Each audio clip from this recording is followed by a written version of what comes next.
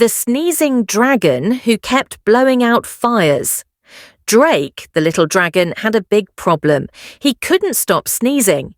Every time he tried to breathe fire, achoo! He blew out the flames instead. His dragon friends laughed. A fireless dragon, that's silly, they teased. Poor Drake felt useless. How could a dragon be scary without fire?